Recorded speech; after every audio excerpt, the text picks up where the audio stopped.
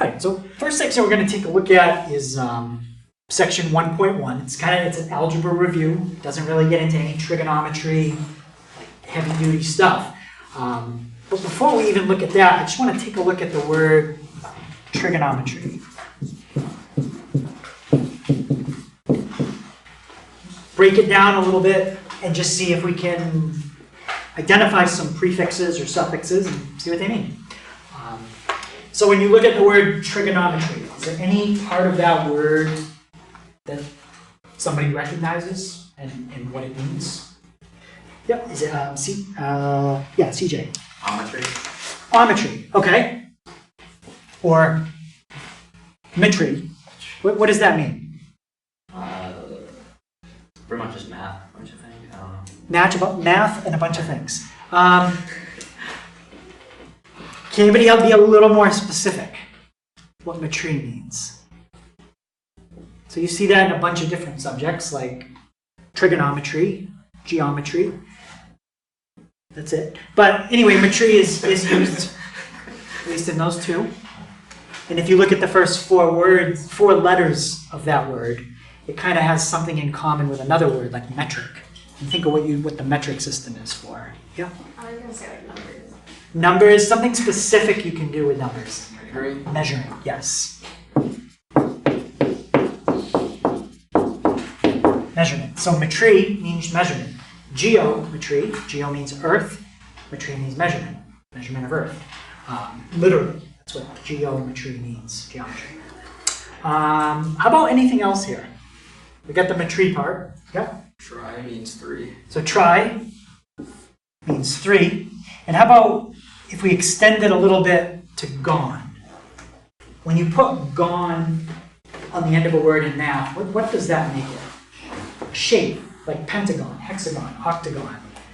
Trigon is another name for a 3-sided shape. You can also say a 4-sided shape is a quadrilateral. It's also called a tetragon. Tetra means 4, gon means sided, tetragon, 4-sided. That's where the name tetris comes from, tetra. So, 3-sided measurement. So basically, we're going to be drawing triangles a lot of the time and measuring something about them. Whether it be maybe the height of a triangle, the base, maybe we're figuring out an angle. The point is we use triangles a lot. Sometimes we use triangles that look like this. What kind of triangle is that one? A right triangle. Sometimes we might use a triangle like this. It's an oblique triangle. There's no 90-degree angle in it. Okay? But we use lots of triangles. Some of the things we can do with trigonometry is you can triangulate or figure out where somebody is. Like, let's say we're on a wide open area, like desert. There's no trees, visibility, I can see as far as I need to. And let's say that you were standing right here, and you're wearing a light on the top of your head. So you have this big light.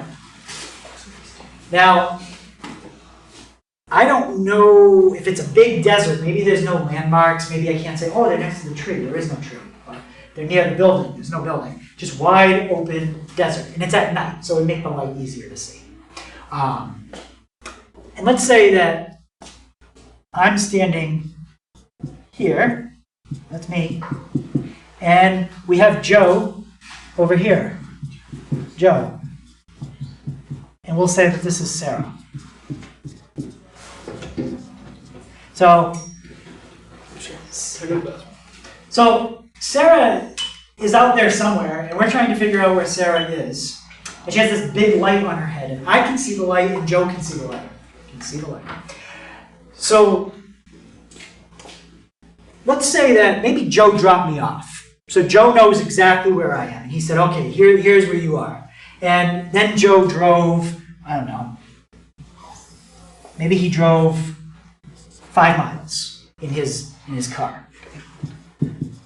So Joe knows exactly where he is because he's 5 miles away from me. His odometer told him he drove 5 miles. So we know how far apart Joe and I are. Well, and let's, it's not unreasonable. Let's say Joe and I each have a compass. So we know which direction is which.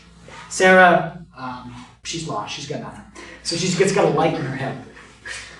So I've got a compass, and I look, and it's kind of like pretend the clock is the light. I look at my compass, I look at the light, and I say, okay, the direction of the light is coming from that way. I can't tell you how far that way, but I can tell you that it's that way. That's all I know. And then Joe says, you know what, I see the same light. And again, Joe says, you know what, I don't know how far it is, but Joe points using his compass. Joe says the light is that way. Well, what we just created was a triangle. And between the two of us, we know how far apart we are, and we each know the direction we're looking at to see the light. We can triangulate exactly where she is. Very easy. But the key is I needed somebody else, because if I was alone, all I could say is she's that way. Maybe she's 20 miles that way, maybe 100 miles, I don't know. But I can see the light that way. It's the two people working together that allow you to triangulate the position. You can do the same thing with a cell phone. If you have two cell phone towers, you can easily figure out how far apart the towers are. You just look at a map and measure it, figure it out. And if somebody's cell phone is getting signal from each tower, you can triangulate where they are. Now, if they're getting reception from 3, 4, 5, 6 towers, you can triangulate it even more accurately. The more towers, the better. But that's how they can figure out where somebody is with GPS or things like that. It involves multiple satellites. That's why if you ever look at your phone or your GPS in your car, you can see how many satellites you're connected to. And if it's only one satellite, GPS doesn't work. It needs like 3 or 4 to get an accurate position. GPS is even a little more complicated because now you're talking 3D. Not only where are you, but how high are you, up and down. So, a little different. Okay, but the idea is drawing a triangle and measuring it to figure out something. Right? And we're going to do that in a very simple way today. This is a much later problem. This is like a week 5 problem. So we're a ways away from that.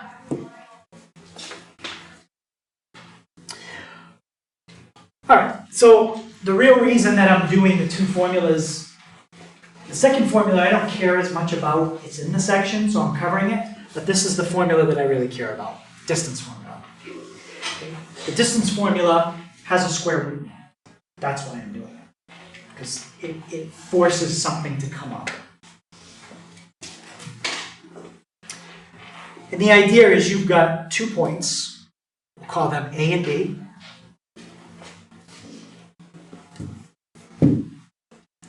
And what we want to figure out is how far apart the 2 points are. So I just drew A and B as those 2 dots.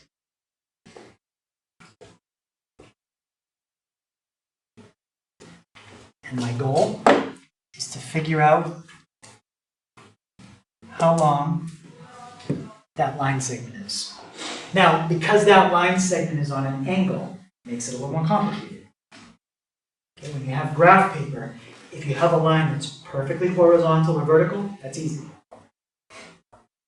But the angle, it's a little harder to measure.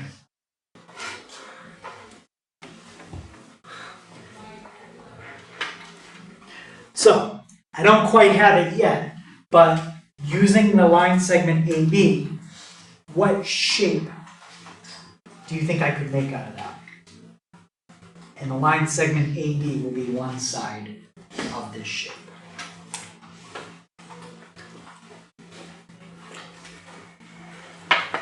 Yeah? You can make a triangle for Yeah. the x-axis. Yeah, we're going to make a triangle. So I'm going to go like that. And that's basically all I really need to do. I know it's a little bigger than I need, but that's fine. So let me draw the 3 sides I just did, and I'll just do them in different colors. That's the bottom. That's the height. Now, not only is it a triangle, but what kind of triangle is it because of the way I drew it? A what? Right. Yeah, it's a right triangle. I'm just going to put a 90-degree angle there. Now, there is a theorem that you can use from geometry to figure out the length of one of these sides. I want to know the length of the black one, as long as you know the other two. Does anyone remember the name of the theorem? Yeah. Pythagorean theorem. Yeah, so it's the Pythagorean theorem. And can somebody tell me what that theorem is? Yeah. A squared plus b squared equals c squared. Now, can you explain what that means? Because I don't have a C on the board anywhere. So what is that? So a, or line A multiplied by itself plus our b multiplied by itself would equal c multiplied by itself. So when you say A, are we talking about that A right there? Yes. Coordinate? Yes. So you plug a coordinate in for A? No, So like I would do it's like it's a length. It should 3 be a- comma 2 squared or something like that? No, it should No. be a length. It's a length, right? Yeah. Just coincidence. I used A for the name of my point. He used A because from the Pythagorean theorem. But it's a length. Length of what? The side. Which one?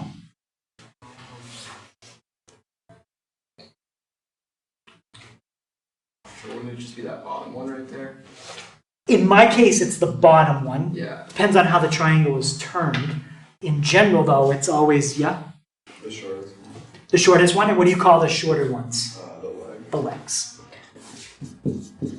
A and B are the legs. And what's C? Base. Not the base. The hypotenuse. Yep. It's the HY red P. So it's the hypotenuse. So my goal is to figure out the length of the hypotenuse. So what I really want is that. I don't want the hypotenuse squared. I want the hypotenuse. I want the line segment in black. How do you get rid of squaring? Or what's the opposite of squaring? CJ? Square root. Yeah. So if you take the square root of each side, you get that. So what I need to do is find the length of the side in red. That's like my A. The length of the side in blue. That's my B. And then I'm good. Then I can find C, which is the distance between the two green dots. All right, so first thing I want to do is there's one other point here that's important. Let's move that there. So this, just trying to move it, this point is A. This point is B. This point doesn't have any coordinates labeled, but we should be able to figure them out. The reason we should be able to figure out is because this point lines up exactly with that point, and this point lines up with that point. So let's start with the x value. What's the x value of that point? 0. I mean, wait, no. I don't know. It's going to be a variable. Yeah? Is it x1? So if it was x1, that would make it like somewhere over here.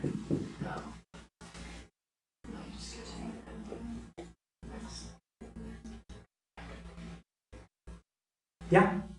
Greater than 0.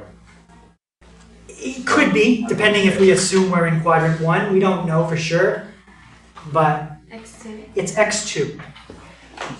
Any 2 points that line up and down have the same x value, always. Okay? Any 2 points that line up vertically have the same x. Now, how about the y value? y1. Any 2 points that line up horizontally have to have the same height, okay, or the same y value. Now, think of that line in red almost like a number line. If I asked you to find the difference between this point and this point, which operation would you use to find out how far apart this is from that? Yeah, you would use subtraction. 4 minus 1, and you would get 3. You just have to know the location of this point and the location of that point. All right, so now let's look at the line segment in red. Does that one go horizontal or vertical? Goes horizontal. When you're dealing with horizontal, which axis or which letter is that? Are those your X's or your Y's? Those are your X's. So this point is at x2. This point is at x1. How far apart are they? x2 minus x1. That's the distance from here to there. x2 minus x1. How about the distance from here to here? How would you get that distance, the length of the blue?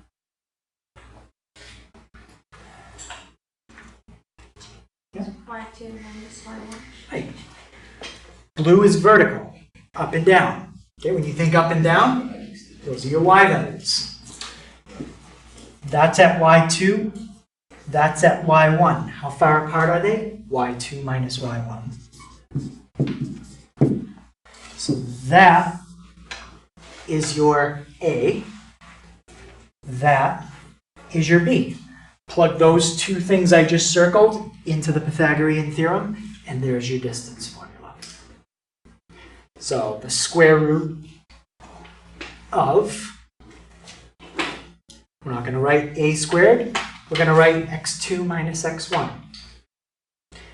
Plus, what's the height? That's B. Y2 minus Y1. So the distance formula is really just the Pythagorean theorem. That's all. Okay, but the important thing here is that you get a square root. And there's something that can happen with square roots, which we're going to look at in the next problem. Okay, let's find the distance between those 2 points. So the points are 4, 5 and 3, 2.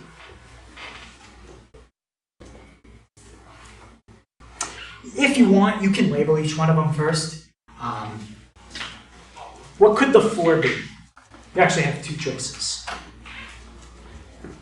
X1 X1 or X2. X2. Yep, it could be either one. I'll just label it the first thing that you said, X1. Now that we've decided that, there are no more choices. The 5 has to be what? Has to be Y1, and that's your X2 and your Y2. Now it's just a matter of filling in those 4 numbers in the 4 spots up above. Okay. What I usually do when I find the distance, I usually do that, that, and that. That way I don't forget any part of the formula. The pluses, the minus, the parentheses, the square root. And no, you can't cancel the square and the square root there. When you have something like, if you think that that's 3 plus 4, that's not the answer to the problem. The actual answer to this problem is 5. But if you say, oh, the square root of 9 is 3, and the square root of 16 is 4, and 3 plus 4 is 7. No. You can't cancel, or you can't take square root of things that are added or subtracted. If this was multiplication, absolutely. You could say that the answer to that problem is 3 times 4, which is 12. That will work. But not when there's addition in here like that. All right, so we just got to do it out. All right, so let's start with x2. Colin, what's x2? 3. And minus x1, Sebastian? 4. Plus, Tori, what is y2? Y2 is 2. 2. Minus y1, 5. Okay. So let's see what we got. Sarah, 3 minus 4 gives me how much? 1. And then square it. Positive 1. Positive 1. Plus, Tyler, 2 minus 5? Negative 3. And if you square it? Positive 6. Wait, 9. So 3 squared, think 3 times 3, 9. So it's the square root of 10. And that's it. That's the distance. if they ask you for a decimal, you could just type in 10 square root and get about 3.16. If they don't ask for a decimal, don't worry about the decimal. Any questions on that? All right, this one, I'm just going to give you the answer to it. If you want to go through and do it, you can. It's the square root of 20. But the square root of 20 isn't simplified. Okay? Square root of 10 is. There's nothing you can do. Leaving that as the square root of 20 is kind of like leaving something like that. Now just, instead of 3/6, you really should write 1/2. Okay? Does anybody know or remember what the square root of 20 would simplify to?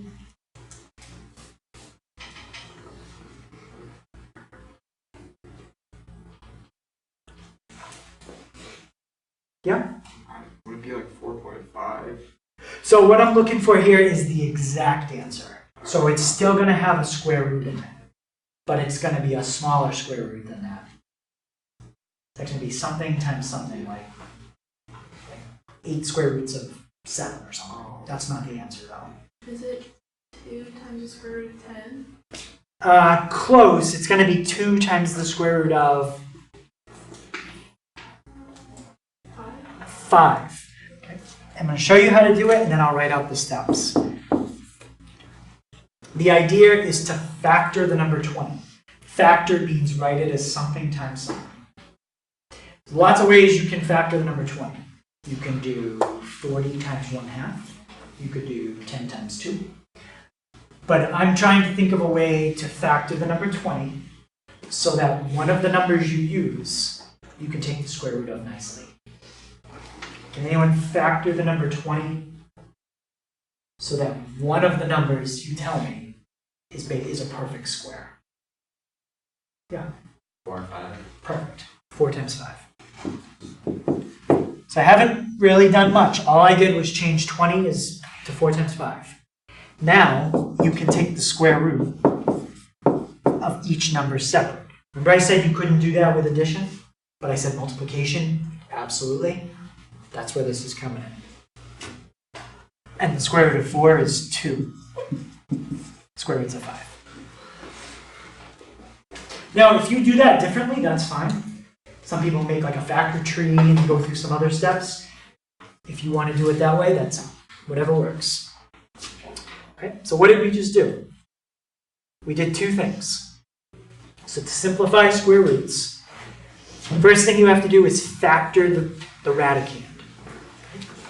That's the number under the square root.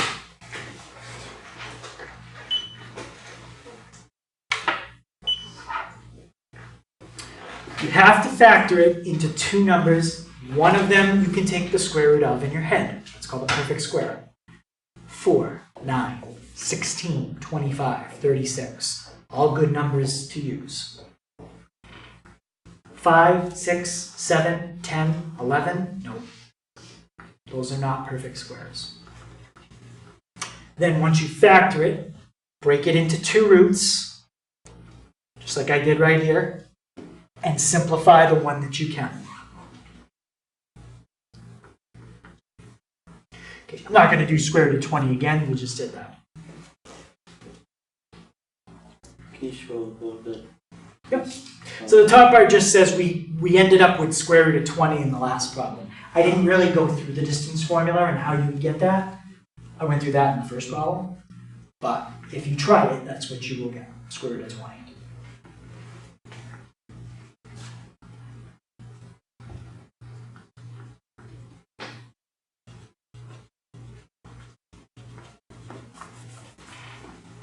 Okay, so we'll try one more, just simplifying the square root, and then I'll give you the last formula, which is easier than this one because there's no square root. It's called the midpoint formula. Everybody good with those 2 steps? Okay. So we'll make example 3, the square root of 48.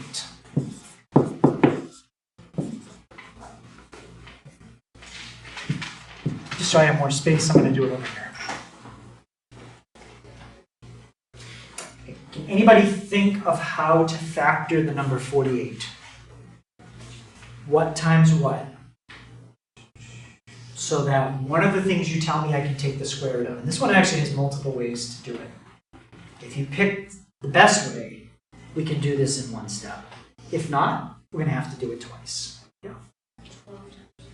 All right, let's try 12 times 4. And what's the square root of 4, Tori? 2. Now that was fine. There's nothing wrong with that, except now look at the square root of 12. Can you break that down again? Can you factor 12 so it's something times something? And one of those numbers is a perfect square. Yeah? Yeah, it would be 3 times 4. Yeah. So this 2 stays right there. And then you can write square root of 12 as square root of 4 times 3. What's the square root of 4?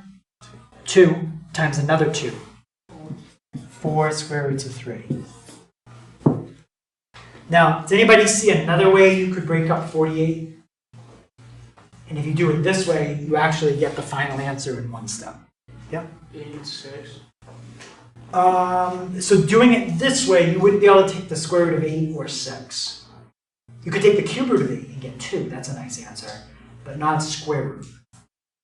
Yep. I was gonna say 2 and 24. So again, if you're making a tree, you can do it all those ways.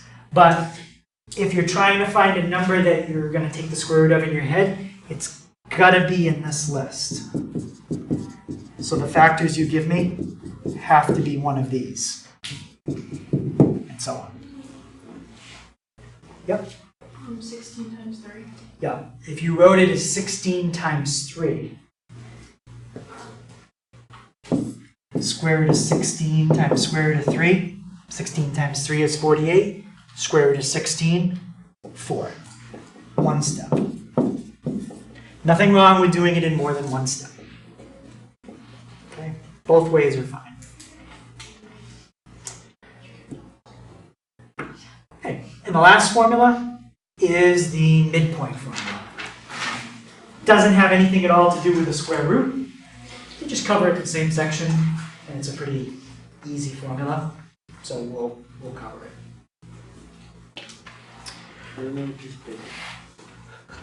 So this formula answers the question where. Where is the midpoint?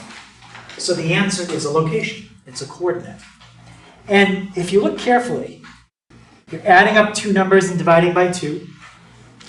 And then you're adding up 2 numbers and dividing by 2. There's a name for that. Does anyone remember what you call that if you add up 2 numbers and divide by 2?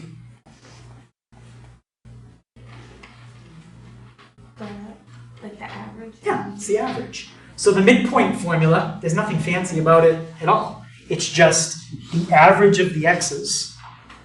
That's your first coordinate. And then the average of the y's. That's your second coordinate. So it's just averages.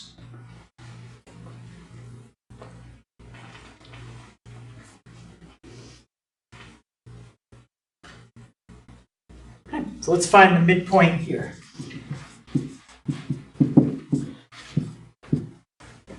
Three and 7. Add them together and divide by 2.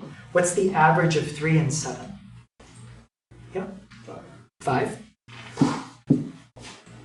4 and 13. Add them up and divide by 2. So what's the average of 4 and 13? Yeah. Yeah, it comes out, you could say 17 over 2, or you could say 8.5. Either way. And that's it. That's the midpoint. And so the big thing I want you to understand for today is the distance formula with the square root. That one's more important.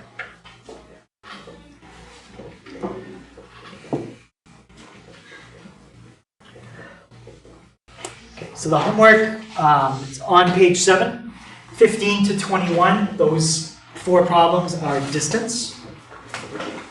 39 to 43, those 3 problems are midpoint. And I also want you to simplify the 4 square roots in black. Those are not in the book, so you need to copy those down. Or I'll put the video online, and you'll be able to copy it there if you want to. I'm going to put it online in a couple minutes. Don't forget also to sign the syllabus and have that brought back.